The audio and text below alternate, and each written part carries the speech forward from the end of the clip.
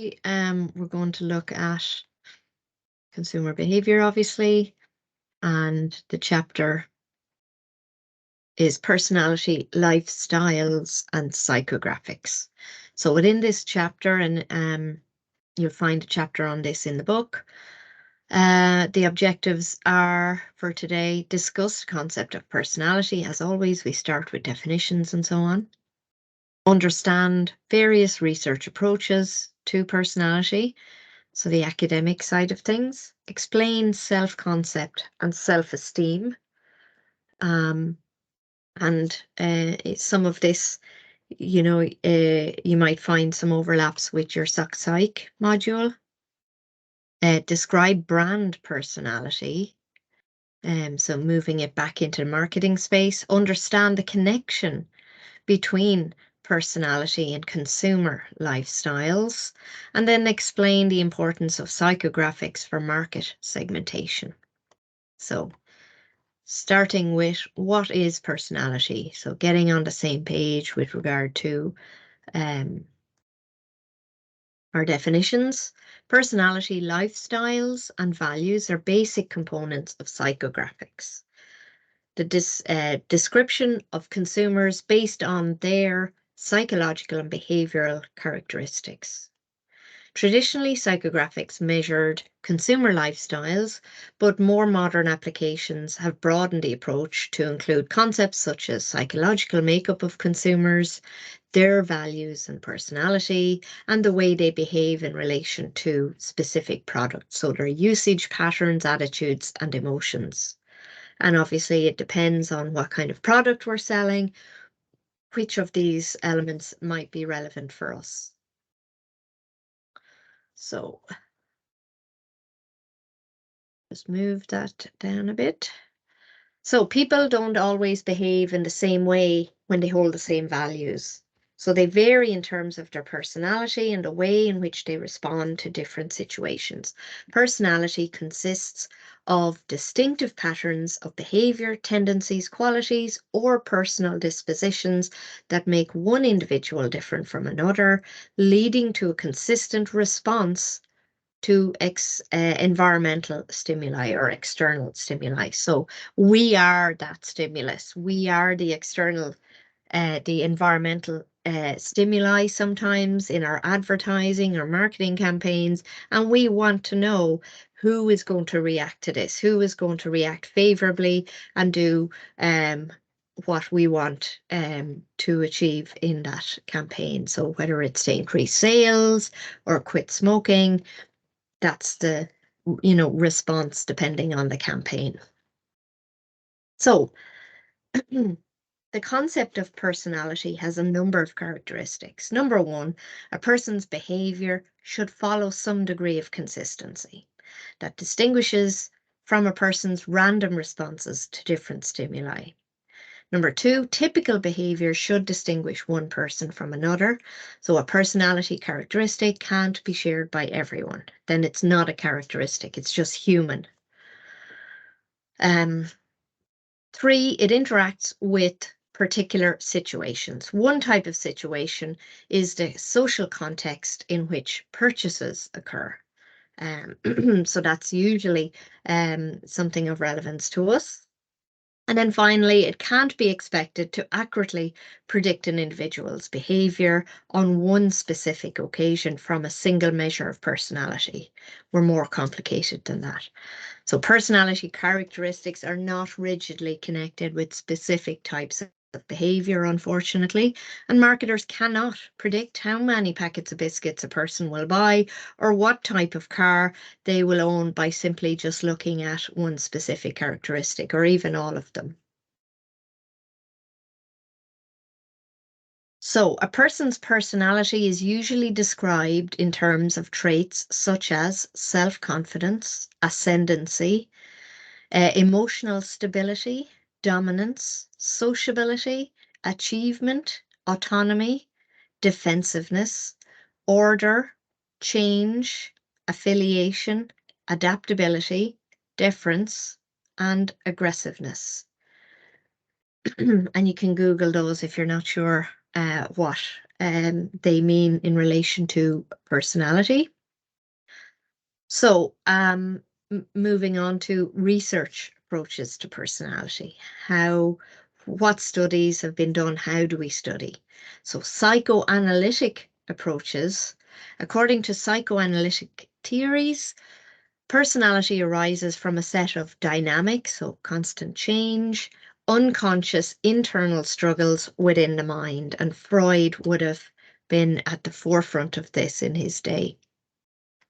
Built on the premise that unconscious needs and drives, especially sexual and other biological drives, are at the heart of human motivation and personality. Freud suggested that individuals pass through several developmental stages, oral, anal, and phallic, informing their personalities. And he believed that the failure to resolve the conflicts from each stage could influence one's personality. So an adult's personality is determined by how well he or she deals with the crises that are experienced while passing through each of the stages. So these so the oral stage is when people are babies, the baby stage, and the focus for the parents and the child is all about getting food in, getting the milk in, and when they start needing to be spoon fed and all that sort of stuff. And if there are any issues with, whether it was difficulty breastfeeding or difficulty having the bottle or whatever, then if any difficulties that that child had at that stage could have a result in, when that baby becomes an adult, that certain issues they're having as an adult can be tracked back to that baby stage. That's Freud's belief. Not everybody holds that belief, and I don't. But he in his day, obviously this is generations ago, people thought he was the bee's knees.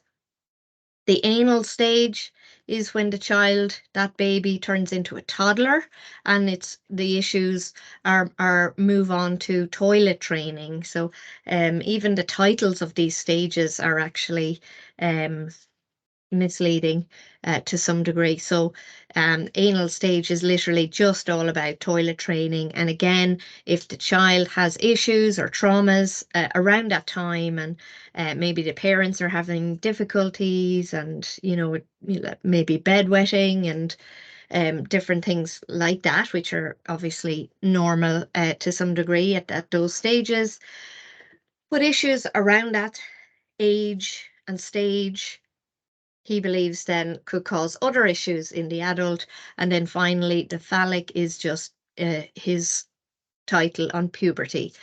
So when the child, both males and females, go through puberty, it's all the hormonal flux, emotional turmoil going on within the child.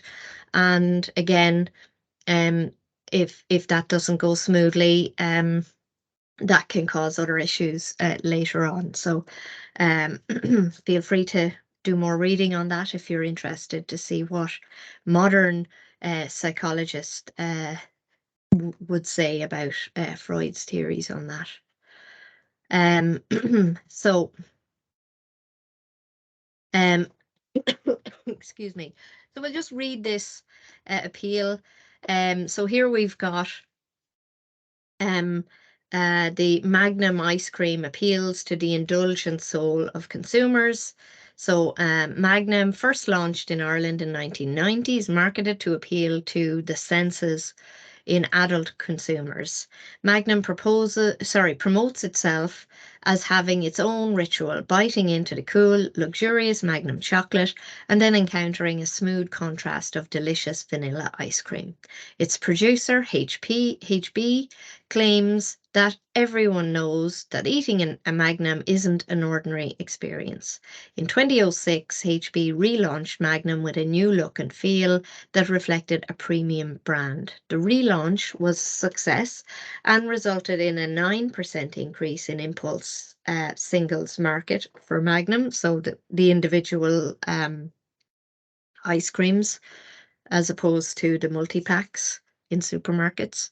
Magnum Classic is the third best-selling handheld ice cream in Ireland. In 2004, HB sold 13 million Magnums in Ireland, and Magnum was the world best-selling impulse ice cream in most of the 40 plus national markets in which it's available, and prides itself in being the pinnacle of indulgence in ice cream. So that's appealing to people looking to indulge. So other research approaches to personality, we can look at trait theory. So the previous one was psychoanalytic approach. Now we have trait theory. So trait theorists propose that personality is composed of characteristics that describe and differentiate individuals. So it focuses on the measurement of personality in terms of specific psychological characteristics called traits. A trait is defined as any distinguishing, relatively enduring way in which one individual differs from another. So Carl Jung is the psychoanalyst that is a proponent of this, suggested that individuals should be categorized according to their levels of introversion or extroversion.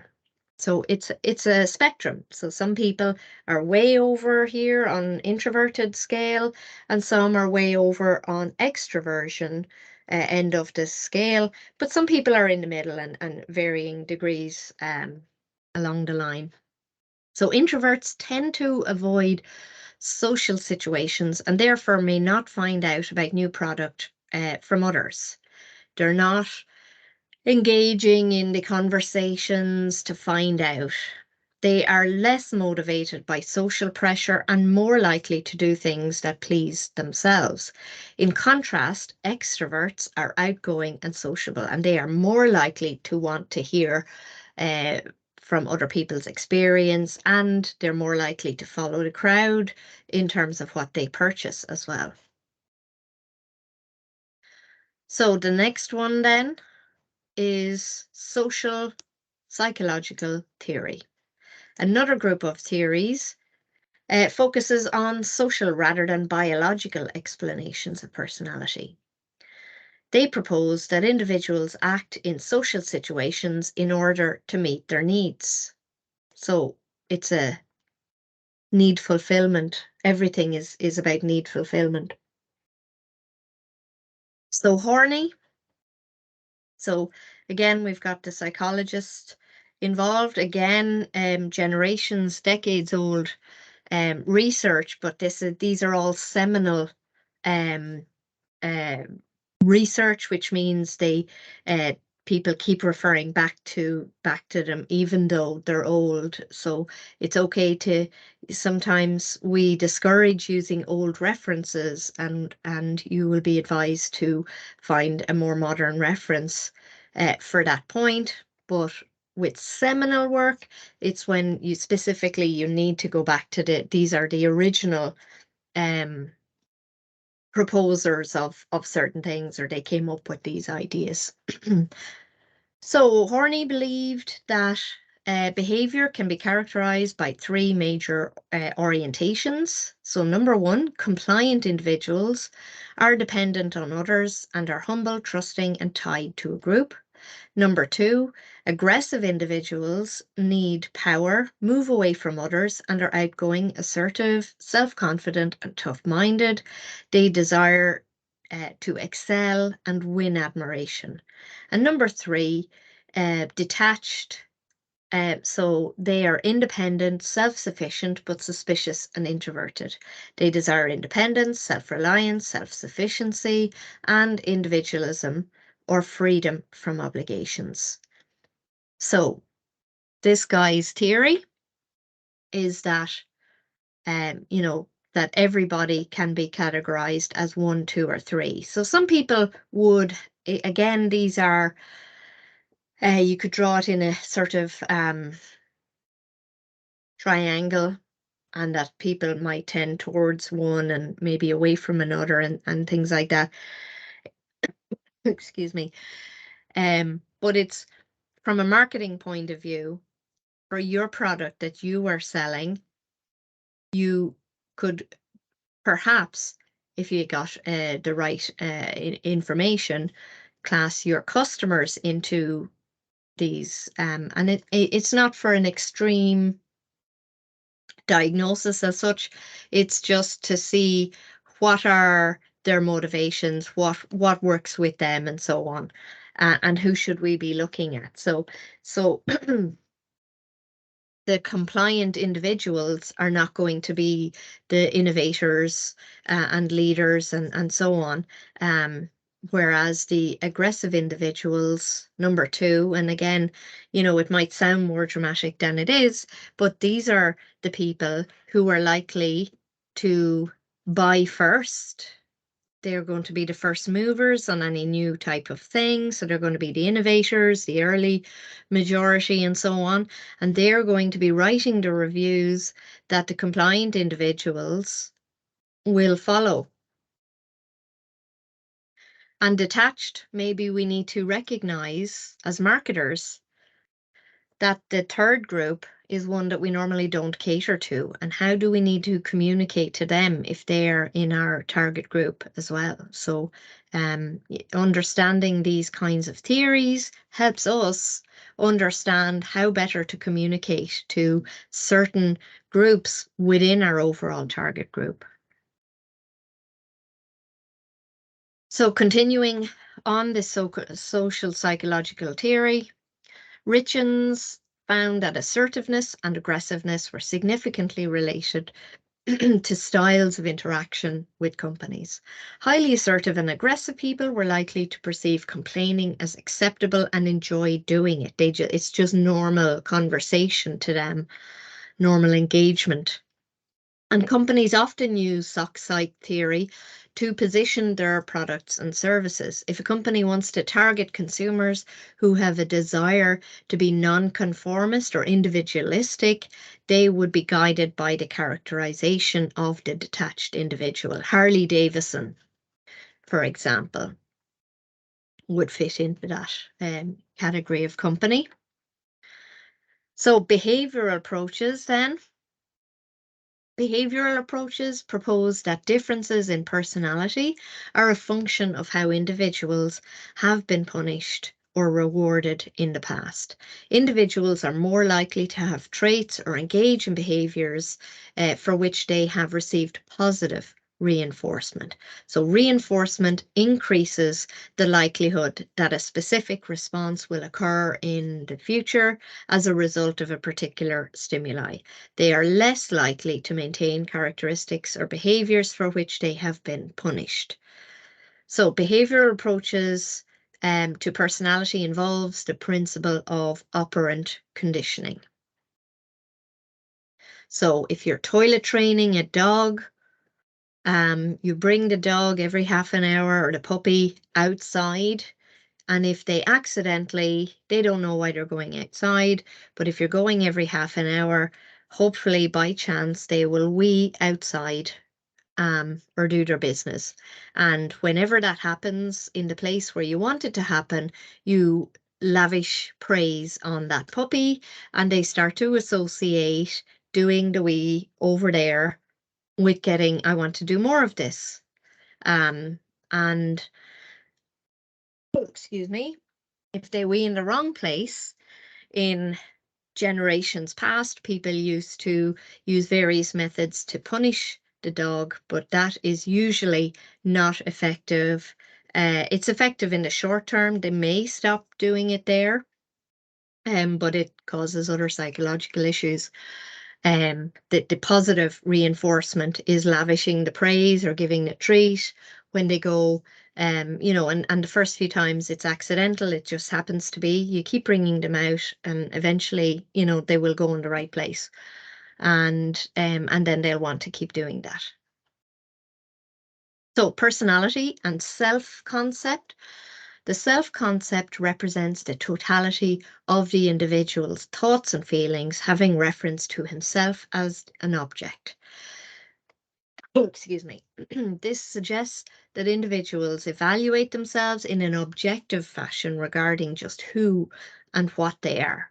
Because people have a need to behave consistently with their self-concept, this perception of themselves forms a part of the basis for their personality. So if their self-concept is that they are kind, for example, or something of that nature, and they walk by somebody who's begging on the street, their need uh, to be true to that image of themselves, they are the ones more likely to donate, um, and so on. So that's obviously an extreme example, but so self-esteem then refers to the positivity of a person's self-concept. So self-esteem is looking at that self-concept and you know, is that a positive thing or a negative thing? And how positive and how negative. So people with low self-esteem expect that they will not perform very well, and so they try to avoid embarrassment, failure, or rejection. So they're less likely to try new things or try that more difficult thing, because they don't want to set themselves up for failure. They don't believe they will succeed, therefore they won't do it. And then they won't be good at something because they're not doing it, and you know, it becomes self-fulfilling. So there's little case studies that you can read yourself as always. Let me just get rid of that text. So if you want to pause the screen to read that, then by all means do that. So personality and self-concept. According to Sergi, people have more than one self-concept. So at least 8 types of self-concept have been identified, which have been summarized as follows. So number 1 is the actual self, how a person actually perceives him or herself. That's easy enough. Number 2, ideal self, how they would like to perceive themselves. Number 3, social self, how a person thinks others perceive him or her. The ideal social self, how a person would like others to perceive them. So it's looking at that difference between actual and ideal. And so obviously somebody with low self-esteem, they will see a big gap in where they would like to be and where they think they actually are. And it is how they think they are. It's in their head. It's their impression of other people's impression and so on. Number 5, expected self. So that's the image of self, somewhere in between the actual and ideal. So the ideal, they might know that that is something that is unattainable. The expected is more realistic in their view. Again, it's their perception, this person, each person. Number 6, situational self. So the image of yourself can change in any given situation. And so that is this, in this specific situation, that's this, what is that self-image? Number 7, the extended self, the person's self-concept, that includes the impact of personal possessions on self-image. So if you perceive yourself as stylish, then obviously the stuff that you have that you consider to be on trend is part of that extended self. If you perceive yourself to be techie, then you're going to, the latest gadgets are part of that extended self, and so on. You get the idea. And then finally, possible selves, what a person would like to become, could become, or is afraid of becoming. Sometimes people are afraid of turning into their parents and things like that. So, and, you know, looking at people you admire, hoping that you might become or would like to become more like them or less like somebody else, and all of those possibilities. So Marcom can influence a consumer's level of self-esteem by exposure to ads in which the person tries to evaluate his or herself by comparing it to people depicted in artificial images. This form of comparison, excuse me, often used in fashion, appears to rely on a basic human motive, and many marketers have tapped into this need by supplying idealized images of happy, attractive people who just happen to be using this product advertised. So car manufacturers now promote their cars as a means to greater happiness, either by ownership or by simply driving the car. And this is something that started back in the noughties. So SUV sales started to rise around that time, and it was because of this switch in their Marcom strategy. So various SUV makers marketed themselves as increasing their self-concept, resulting in a 30% increase in sales in 2007. So obviously that has continued. That is what car manufacturers continue to do now. Self-esteem, advertising, attempts to change product attributes by stimulating positive feelings about the self. One strategy is to challenge a consumer's self-esteem and then show a linkage to a product that will provide a remedy and then bring it back up again, obviously. So fashion, as I said. Now the Botox thing you can read yourselves. Conspicuous consumption is an attempt to offset deficiencies or a lack of esteem by devoting attention to consumption. Conspicuously consumed items are important to their owners because of what they tell others. So conspicuous is doing something in an obvious fashion and in an obvious manner that other people notice. So it's not subtle, it's conspicuous. So they're two opposites. The visibility of these goods and services is critical because their message can be communicated only if others can see them. It's observed in most social classes, keeping up with the Joneses idea. So acquiring and displaying products that are characteristic of a respected member of their class. Strongly related to this is the notion that people often judge others on the basis of what they possess. Thus, products or services become status symbols to indicate their owner's place in the social hierarchy. Consumers will endeavour, therefore, to acquire items that reflect not only their current social class, but also their class aspirations. As such, possessions become part of ourselves and form an extended self, as we discussed already. So again, this bonfire case study, you can read that for yourselves. It goes on to the next slide. So let me just here so you can pause it and read it for yourselves.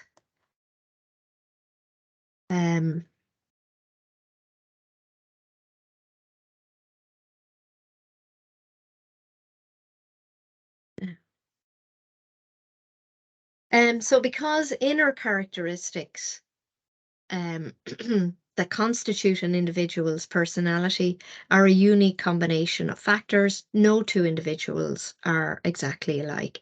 Each person's distinct personality, therefore, will influence his or her buying behavior. And marketers cannot change consumers' personality to conform to their products, obviously.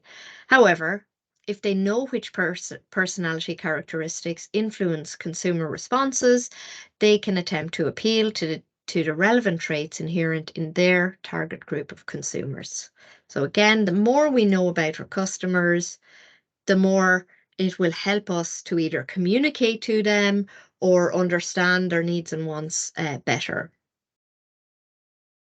So although personality has not been shown to be strongly related to consumer behavior, some researchers believe that more reliable measures of traits developed in a consumer context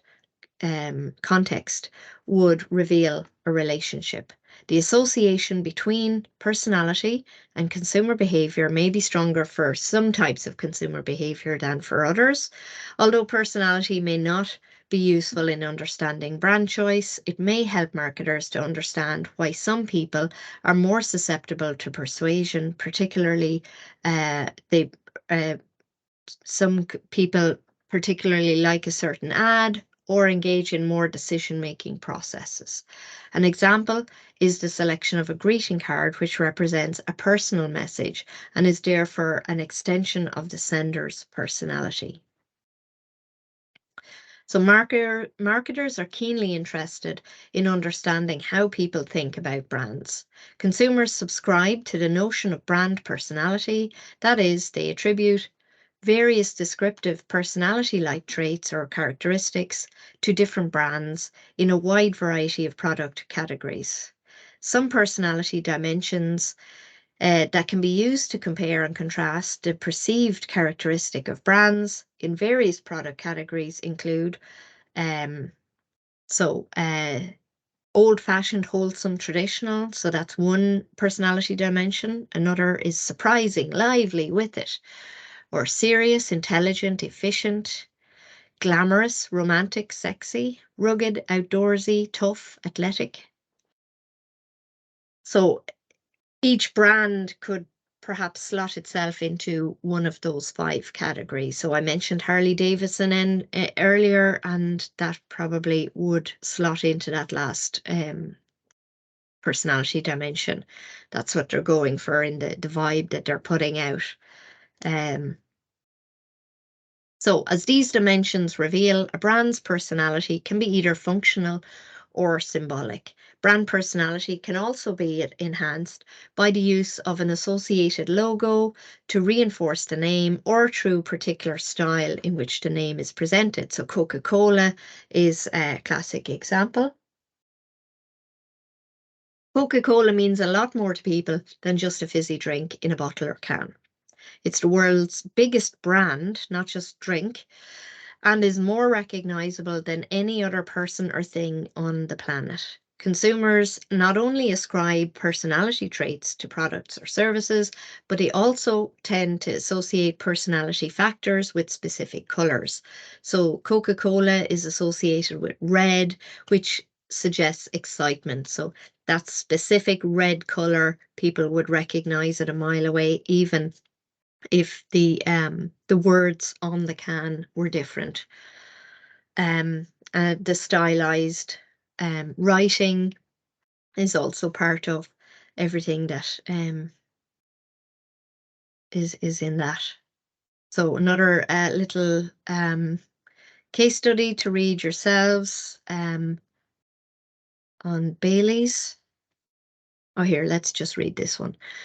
So Bailey's conveys its brand's Irish personality. So Bailey's, another example of good, a company with good marketing practices or successful marketing campaigns. So it was launched in 1974. Bailey's is the world's top-selling liqueur brand. In each and every country, the idea that sells Bailey's is its Irishness. It's hugely important, says Bailey's External Affairs Director Peter O'Connor. We could produce Bailey's more cheaply in New Zealand or Australia, but whenever we've researched the idea, consumers say, over my dead body. The production site is Irish, the farms supplying the milk are Irish, the cows, all 40,000, are Irish. Then there's the brand's identity, a flowing handwritten signature or a Bailey underlined with a flourish, as if to scupper any doubts about the author's existence. There's also the name itself, credibly Irish without being cliched, and the signature. There's no Mr. or Mrs. Bailey, admits O'Connor. We wanted a name that was Irish, but not show Irish, like diddly eye Irish, he means.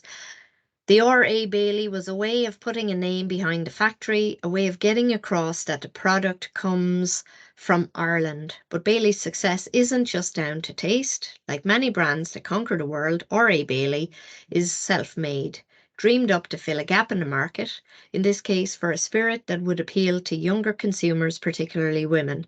Inventing a product category gave Bailey's the freedom to create the image it wanted without reference to established rivals. Strong design and a good judgment have helped Bailey's to make the most of its assumed identity. The packaging, like the name, has strong Irish associations, but the illusions are made sparingly through the use of Celtic symbols and the colour palette. The bottle's retro look has been carefully managed too. The biggest change came in '03 when the rolling fields on the label were dropped for an abstract swirl of amber and browns, referencing the liqueur rather than its origins. So, consumer lifestyles. Each person chooses products, services, and activities that help define a unique lifestyle. An individual's choice of goods or services makes a statement about one, who one is, and about the types of people with whom one desires to identify, and even those to avoid. Lifestyle, so we don't want to wear the same clothes as somebody that we perceive to be um, maybe a generation older and boring and, completely different type of person than we are. We don't want people to think that we're like them. And so that is part of consumer behavior as well, is avoiding um, styles and associations with groups that we don't want to be identified with, and maybe conforming to styles that we are happy to be identified with. So, lifestyle refers to a pattern of consumption reflecting a person's choices of how he or she spends time and money. It's a statement of um, who one is in society and who one is not, and both are just as important as each other. What people do in their spare time is often a good indicator of their lifestyle. Consumers who engage in different activities and have differing opinions and interests may represent distinct lifestyle segments for marketers. People coming from the same subculture, social class, and even occupation may have quite different lifestyles. So, lifestyle and personality can be closely related. A consumer who has a personality categorized as low risk will not indulge in a lifestyle that includes property speculating or engage in hobbies such as deep sea diving or rock climbing. Lifestyle and personality, however, should be distinguished. Personality refers more to the internal characteristics of a person, whereas lifestyle refers more to the external characteristics of how a person lives. A lifestyle marketing perspective recognizes that people sort themselves into groups on the basis of things they like to do, how they spend their leisure time, and how they choose to spend their disposable income. So, disposable income is the money you have left over each month after paying the essentials like rent or mortgage or bills and so on. So it's the money that you can dispose, you can throw it away, you can spend on whatever you like. So, lifestyle marketing perspective means that marketers have to look at patterns of behavior in order to understand consumers. A goal of lifestyle marketing is to allow consumers to pursue their chosen ways of enjoying their lives and to express their social identities by focusing on product usage in desirable and social settings. Lifestyles change over time and people change the goods and services they buy over their lifetime. So obviously the stuff you bought as a teenager is not the same as the stuff you're buying in your 20s, in your 30s or 60s or whatever. So buying is also shaped by the stage of family life cycle. And so you would have studied this last year. So you can read the little case study yourselves. There's lots of these little stories in each chapter. So consumers can share the same demographic characteristics and still be very different people. Marketers, therefore, need to investigate demographic data to really identify, understand, and target consumer segments that will share a set of preferences for particular products and services.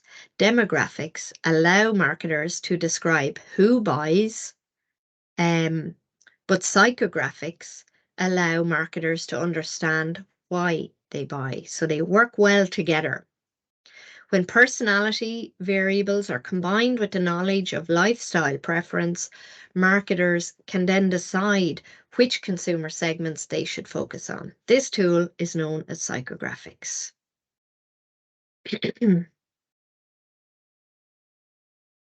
So demographics are the hard facts kind of information about people, usually stuff that you can get from the population census information, the Central Statistics Office, and so on. The term psychographics comes from the idea of describing or writing about, so that's the graph in the word, and the psychological, so that's the psycho part of the word, psychograph. So the psychological makeup of the consumers. It's used to assess consumers' activities, interests, and opinions. So this is a term in marketing you've probably come across, often abbreviated to AIO, activities, interests, opinions. In turn, AIOs are used to measure consumer lifestyles. Psychographic research is used by marketers to describe a consumer segment to help a company better reach and understand its consumers. Psychographics, therefore, can help a marketer fine-tune products or services to meet the needs of different segments. Psychographic segmentation can be used in a variety of ways: to define the target market, to create a new view of the market, to position a product, to better communicate product attributes, to develop overall strategy, or to market social and political view issues. So not just for selling. Psychographic research differs from more traditional research approaches in the use of the AIO statements. AIO statements attempt to describe the lifestyle of a consumer through his or her activities and the personality of the consumer through his or her interests and opinions. The activity questions ask consumers to indicate what they do, what they buy, and how they spend their time. The interest, so we've got activity, interest, and so interest questions ask for consumers' views and feelings on such things as world, local, moral, economic, and social affairs. Using data from large samples of AIO statements, marketers create profiles of consumers who resemble each other in terms of their activities and pattern of usage. So we've got a little diagram here. And so we've got the activities down along the left, and then we've got interests and opinions, and then finally demographics. So, excuse me. So activities include things like work and hobbies, social events, and so on. Interests, family, home, job, and so on. Opinions about themselves, about social issues, politics, and then demographics, age, education, income, and so on. So the AIO questions must be tailored to make them more product specific. The advantage of this method is that groups emerge which are more sharply defined in terms of their usage of a particular product or service. In either type of study, consumers are usually presented with Likert scales in which respondents are asked if they strongly agree, are neutral, disagree, or strongly disagree with the statements in the questionnaire. Psychographic analysis allows better positioning of new products within a segment due to its ability to look beyond simple demographics and to position the product in line with the hopes, fears, activities, and dreams of the product consumers. The overall objective of psychographic segmentation is to develop strategies that are consistent in all their elements with the AIOs of the target market. Hence, advertising often stresses lifestyle elements rather than product attributes and uses models consistent with that lifestyle when viewed by consumers. Typically, the first step in conducting psychographic analysis is to determine which lifestyle segments are producing the majority of consumers for a particular product. According to the 80-20 principle, only 20% of a product's users account for 80% of sales. Researchers continually attempt to determine who use particular brands and try to distinguish heavy, moderate, and light users, and also look for patterns of usage and attitudes towards the product. In many cases, just a few lifestyle segments account for the majority of brand users. So heavy users might have quite different reasons for using the product, and they can be further subdivided into terms of the benefits they derive from using the product or services.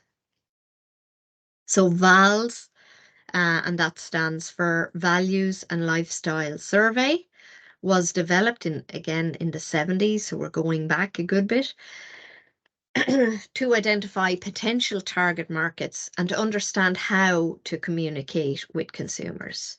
So then in the 80s, it was updated to VALS 2, very imaginative, to look to more closely relate to consumption and create segments based on two factors: consumers' resources, including income, education, self-confidence, health, eagerness to buy, intelligence, and energy level. And the other factor is consumers' self-orientation, or what motivates them, including activities and values. So VALS 2 describes three orientations. So number one, principle oriented. Number two is status oriented. And number three is action oriented. So number one, principle oriented consumers are guided by intellectual aspects rather than by feelings or other people's opinions. Number two, status-oriented individuals base their views on the actions and opinions of others and strive to win their approval. And number three, action-oriented consumers desire social or physical action, variety, activity, and risk. So VALS 2 works best with products and services that are related to the ego, such as clothes or cars, for which involvement is likely to be high. So obviously, we're not looking at low involvement supermarket shopping kind of things. So again, the little case studies are at the end of the chapter in the book. There are bigger case studies, so they're much longer stories. There are PDFs on Moodle that you can check. So one is looking at the brand Cully and Sully, the soups and so on, and the other is Kitten Soft, and you can look at those in your own time. And then finally, some exam type questions.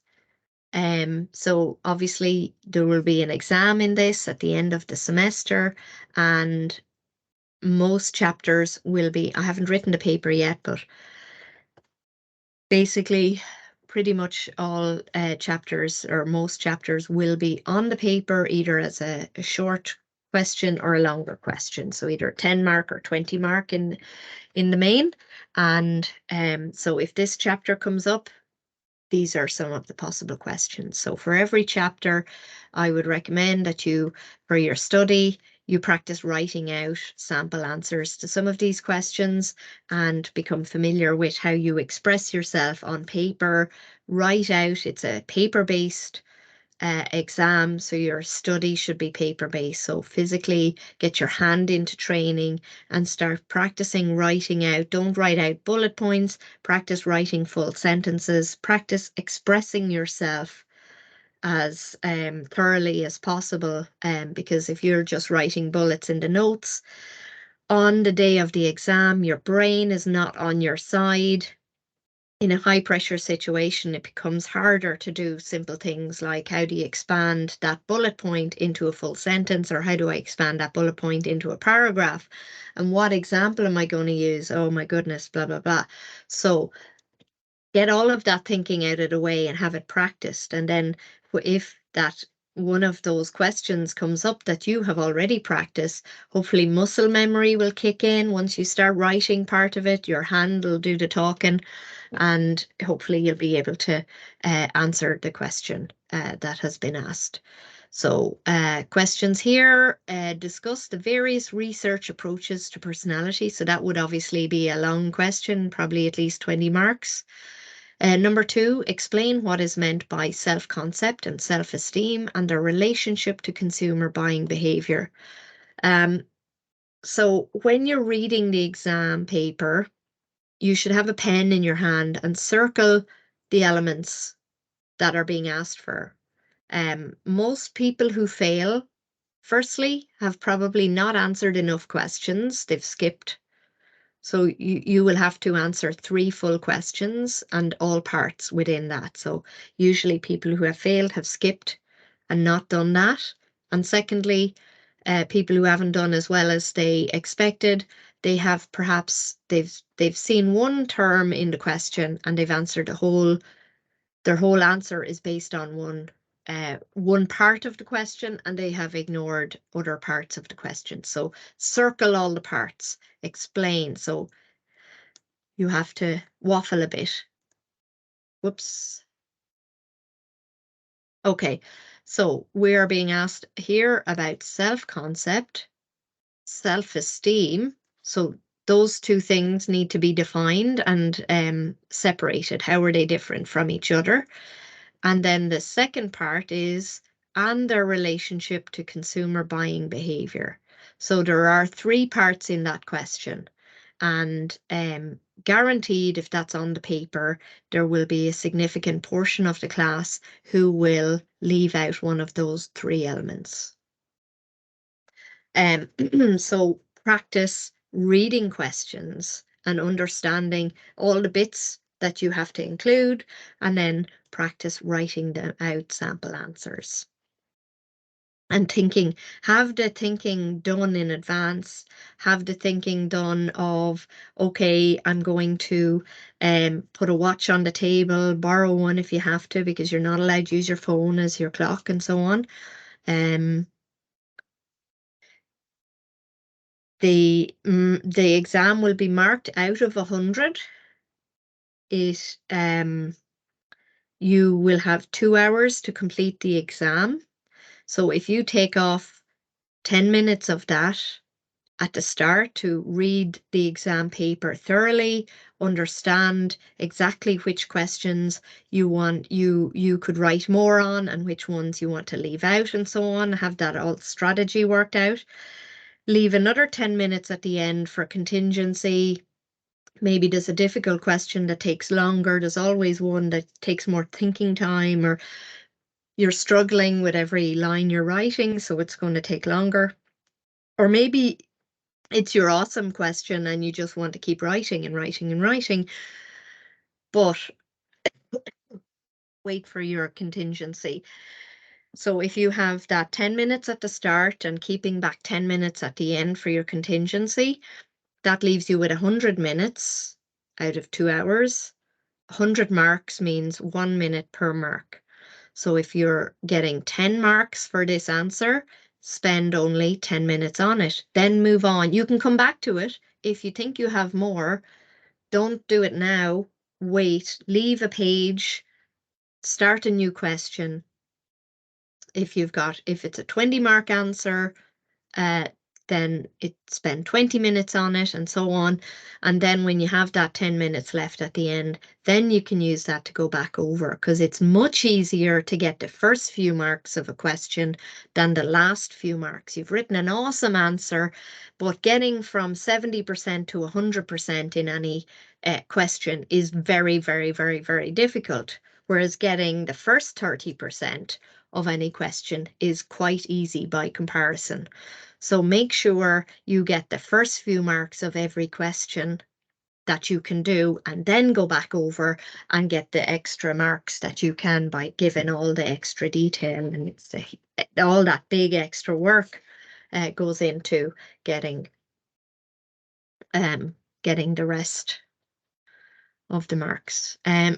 Okay, so number 3 here, what is meant by brand personality? That's one part. Next part, highlight your answer with an example. So there are going to be specific marks for an example as it relates to personality, which you consider has brand personality.